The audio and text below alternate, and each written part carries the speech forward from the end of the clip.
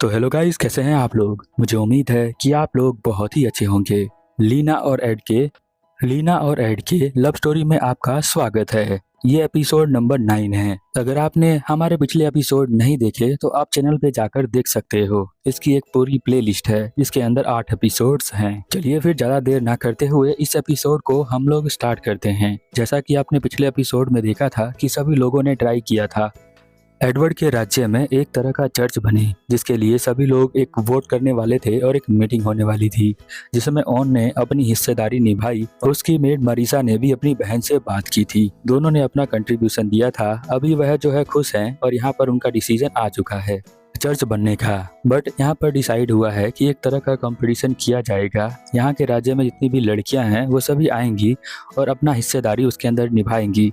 जो भी लड़की अपनी पावर्स को दिखाती है और जो इस कंपटीशन को जीत जाती है वही जो है यहाँ पर एक देवी का रूप ले सकती है।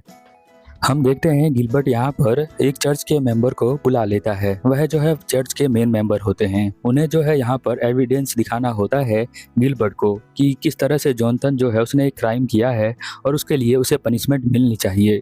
यहाँ पर जो चर्च के फादर होते हैं वो कहते हैं कि ठीक है, अगर तुम्हारा यहाँ पर जितने भी प्रूफ हुए अगर वो सही निकलते हैं तो हम जो है जॉनथन को सजा देंगे।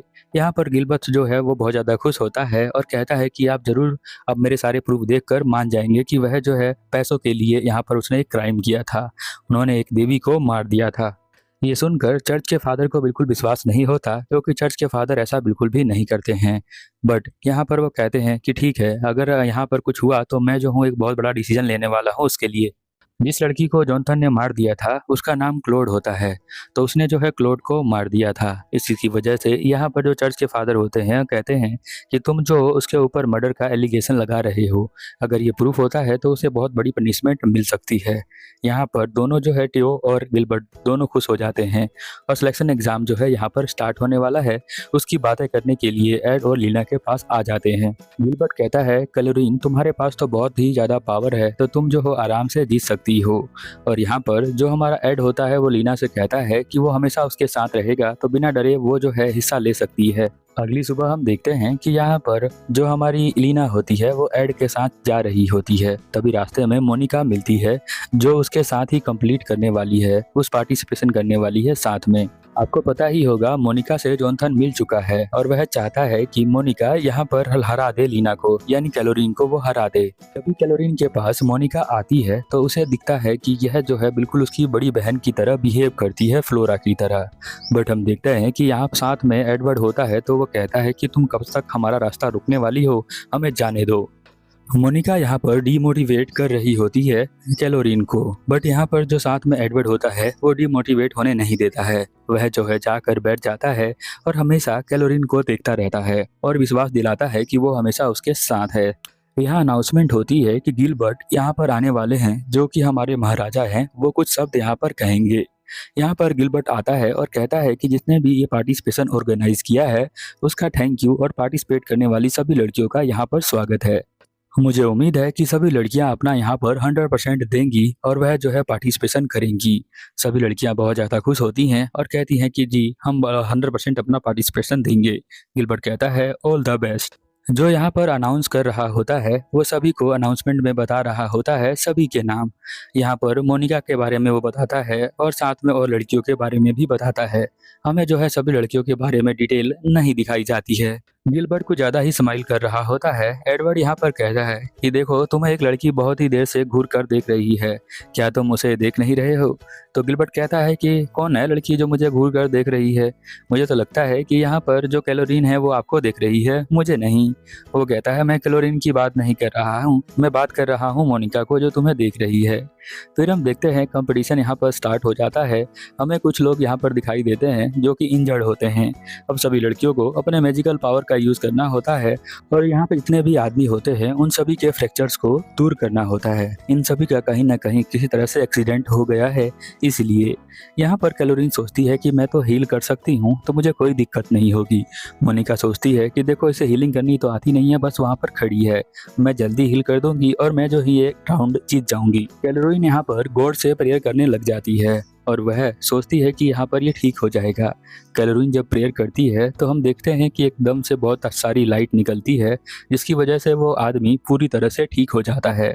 वो अपने हाथों को मूव करना स्टार्ट कर देता है। कैलोरीन का वो शुक्रिया करता है। वह कहता है कि मैं जो हूँ अपने पत्नी और अपनी बेटी का पालन पोषण कर रहा था और मेरा एक्सीडेंट हो गया तो मैं बहुत ज़्यादा चिंता में था कि मैं अपने पत्नी और अपनी बेटी का खर्चा कैसे चलाऊंगा, और आपने मुझे ठीक कर दिया है। आपका बहुत बहुत शुक्रिया। कैलोरीन यहाँ पर कहती है कि मेरी कोई भी इसमें योगदान नहीं है, सभी भगवान ने किया है। अब तुम जाकर अपनी वाइफ और अपनी बेटी का यहाँ पर ख्याल रख सकते हो। वह बहुत ज़्यादा खुश हो जाता है और हम देखते हैं इसका रिजल्ट जब हमें हमारे पास आता है तो उसके अंदर यहाँ मोनिका जीत जाती है और साथ में कैलोरीन भी यहाँ पर जीत जाती है, क्योंकि जो उसने इंसान ठीक किया था वो पूरी तरह से ठीक हो गया था। और बाकी सारी लड़कियां यहाँ पर डिस्क्वालीफाई हो जाती हैं क्योंकि वो बिल्कुल भी अच्छे से ठीक नहीं कर पाती हैं, इसलिए ऐसा होता है। अब इनका नेक्स्ट राउंड होने वाला होता है। कैलोरीन ये राउंड जीत गई है, ये देखकर गिलबर्ट और यहाँ पर एडवर्ड बहुत ज़्यादा खुश होते हैं और क्लैपिंग करते हैं। यहाँ पर जो कैलोरीन होती है वो थोड़ा चिंता में होती है। वो कहती है कि पता नहीं अगला राउंड कैसा होगा। उसे बोल सकते हो कि वो थोड़ा नर्वस होती है। इधर हम देखते हैं अगला राउंड स्टार्ट होता है, जिसके अंदर इन सभी दोनों लड़कियों को यहाँ पर जो गंदा पानी होता है, जो कीचड़ से भरा पानी होता है, उसे साफ करना होता है, बिल्कुल पीने लायक बनाना होता है, यानी प्योरिफिकेशन करनी पड़ती है। कैलोरीन फिर से प्रेयर करने लग जाती है गॉड को और कहती है कि प्लीज इस पानी को जल्दी से प्योरीफाई कर दीजिए। टियो जो है यहाँ पर देख रहा होता है कैलोरीन को और धीरे धीरे पानी जो है प्योरीफाई हो रहा होता है। इधर हम देखते हैं कि मोनिका बहुत ज़्यादा घबरा जाती है क्योंकि उसका पानी जल्दी जल्दी प्योरीफाई नहीं हो रहा होता है, बहुत ही कम पानी प्योरीफाई होता है। ऑडियंस जो है देख कर चौंक जाती है कि कैलोरीन इतनी जल्दी पानी को साफ करने लग जा रही है। मोनिका को भी समझ में आता है कि जॉनथन ने कहा था कि उसके पास डिवाइन पावर है। उसे भी यकीन हो जाता है उसके पास डिवाइन पावर है। वो अपने जेब से निकालती है एक गोली और खुद खा लेती है, क्योंकि जॉनथन ने वो गोली दी थी और जब वो है गोली खा वो लेगी तो यहाँ पर उसकी पावर जो है बहुत ज़्यादा बढ़ जाएगी। जैसे वो गोली खाती है उसके पूरी बॉडी में गर्मी हो जाती है और वो कहती है कि मैं बहुत ज़्यादा पावरफुल फील कर रही हूँ। अपनी पूरी पावर लगाने के बाद भी वह पानी को सिर्फ आधा साफ कर पाती है, आधा पानी वैसा ही गंदा होता है। वह देख रही होती है। इतने में ही हम देखते हैं कि जो हमारी यहाँ पर लीना है यानी कैलोरीन, वह पूरी पानी को साफ कर देती है और यहाँ पर रिजल्ट आ जाता है कि कैलोरीन यहाँ पर जीत गई है। कैलोरीन का जीतना बहुत ज़्यादा जरूरी था क्योंकि यहाँ पर एडवर्ड उसे देख रहा था, उसका भरोसा था उसके ऊपर कि वो जीत जाएगी, इसलिए वो बहुत ही जल्दी जीत जाती है, जिसकी वजह से ऑडियंस देखकर बहुत ज़्यादा खुश हो जाती है और अनाउंस होता है कि कैलोरीन इस कंपटीशन को जीत गई है। कैलोरीन ये सब सुनकर बहुत ज़्यादा खुश होती है और बहुत ही स्माइल कर रही होती है कि सभी लोग इस बात से बहुत ज़्यादा खुश हैं। बट हम देखते हैं मोनिका बिल्कुल भी खुश नहीं होती है। उसे गुस्सा आ रहा होता है, उसे समझ में नहीं आता है कि वो इतनी बेवकूफ़ लड़की से कैसे हार सकती है। वह बिल्कुल भी उसके साथ बेटर नहीं होती है और वह जाकर उसके पास धक्का दे देती है और कहती है कि तुम बिल्कुल भी जीत नहीं सकती हो और तुम मेरे से अच्छी नहीं हो। हम देखते हैं कि जो हमारी लेडी मोनिका होती है वो उसके ऊपर चढ़ जाती है और उसके गले को दबाना स्टार्ट कर देती है।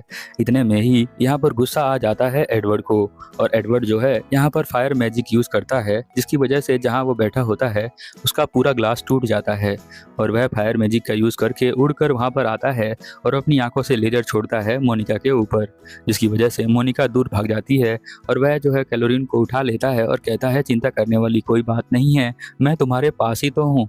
मोनिका के पास बहुत सारे सैनिक यहाँ पर आते हैं और कहते हैं कि इसे पकड़ लिया जाए और वो जो है उसे पकड़कर ले जा रहे होते हैं।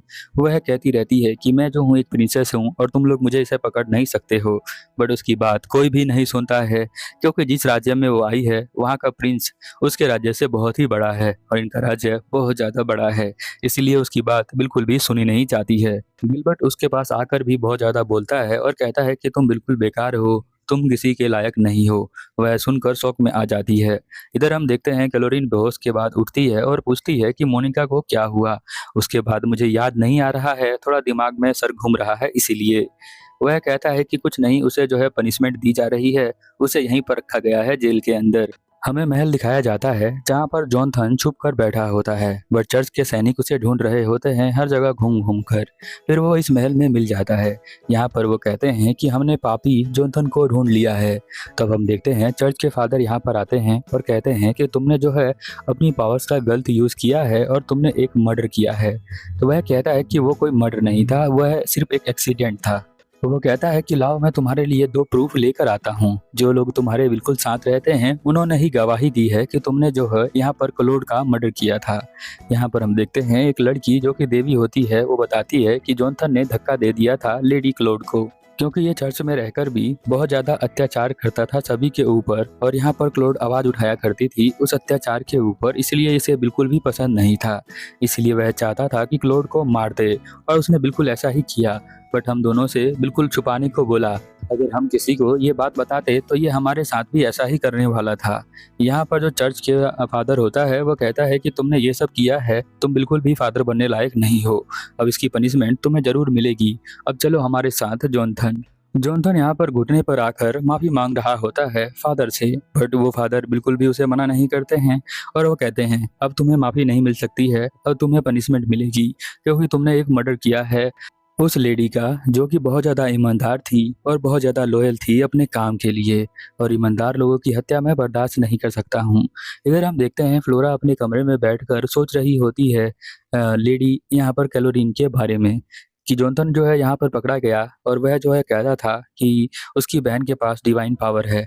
वही था जिसको पता था कि डिवाइन पावर कैलोरीन के पास है और एक मैं हूँ जिसे पता है डिवाइन पावर उसके पास है।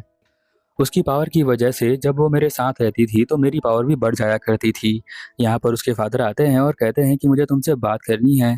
तो वह नौकरानी को कहते हैं कि तुम बाहर चले जाओ, हमें पर्सनल बात करनी है, और वह उससे बात करना स्टार्ट करते हैं और कहते हैं कि यहाँ पर एक नया चर्च बनने वाला है, तो क्या तुम हिस्सा लेने वाली हो उस कंपटीशन के अंदर? मैं चाहता हूँ कि तुम भी एक बार हिस्सा लो और अपने मैजिकल पावर का दोबारा ट्राई करो। हो सकता है तुम्हारा मैजिकल पावर वहाँ पर काम करने लग जाए। अब जैसा कि आपको पता है कि जैसे ही क्लोरीन उसके आसपास होगी यहाँ पर फ्लोरा की पावर बढ़ जाती है और वह जो है अपने पावर का अच्छे से यूज़ करने लग जाती है। इसलिए वो कहती है कि ठीक है, जैसा आप चाहें वैसा कर सकते हैं। हम देखते हैं एडवर्ड को जो यहाँ पर कैलोरीन से बात कर रहा होता है और वो बता रहा होता है मोनिका को जेल में डाल दिया गया है, बट उसके फादर यहाँ पर रिक्वेस्ट कर रहे हैं कि उसे जेल में ना डाला जाए, वह जो है खुद ही उसे पनिशमेंट देंगे। बट हमने जो है उसके फादर की बिल्कुल भी बात नहीं मानी है, क्योंकि उसने तुम्हारे ऊपर हमला किया था तो उसे पनिशमेंट मिलनी चाहिए। हमने डिसाइड किया है कि हम उसे जेल में डाल देंगे और जैसे कि नॉर्मल कैदी होता है उस तरह से वो बिहेव करेगी, तो ये पनिशमेंट उसके लिए बहुत ही बड़ा होगा और वह जो है सबक सीखेगी इससे। कैलोरीन यहाँ पर खुश होती है और कहती है आप दोनों का शुक्रिया। टियो यहाँ पर आता है और कहता है कि मुझे इन्फॉर्मेशन मिली है कि आपकी बहन भी यहाँ पर आने वाली है हिस्सा लेने के लिए कंपटीशन के अंदर, तो आपको क्या लगता है कि उसे आने देना चाहिए? तो वह कहती है कि ये तो अच्छा मौका है, मैं उसे प्रूव करूंगी कि मैं भी बहुत ज़्यादा पावरफुल हूँ और यह मेरा आखिरी मौका हो सकता है उसे प्रूव करने के लिए, तो मुझे चाहता है कि वो यहाँ पर आए और मैं उसे प्रूव करूँ। एडवर्ड बहुत ज़्यादा खुश होता है और कहता है ये हुई ना मेरी बीवी वाली बात, और वह उसके सर पे किस करता है, जिसकी वजह से वो बहुत ज़्यादा ब्लश करने लग जाती है और सभी लोगों का इंतजार होता है सिर्फ फ्लोरा का। और यह एपिसोड यहीं पर खत्म हो जाता है। और आपको मेरा एक्सप्लेनेशन कैसा लगा प्लीज़ नीचे कमेंट में बताएं और वीडियो को हाइप करें और मुझे सपोर्ट करने के लिए चैनल को सब्सक्राइब करें।